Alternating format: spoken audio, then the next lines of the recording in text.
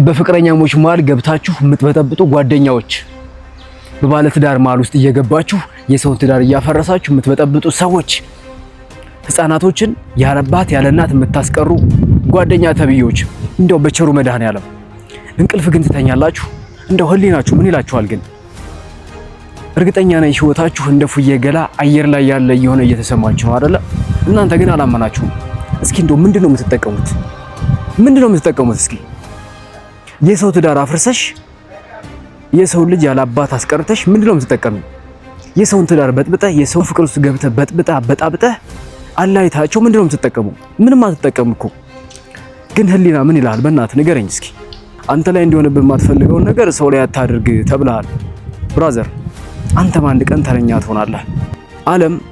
ዓለም የምትሆነው ሀገር የምትሆነው ከቤተሰብ ውስጥ በወጡ ሰዎች ነው። አንድ ቤተሰብ ስትበጠብጡ ሁለት ሰዎችን አይደለም የምትበጠብጡት።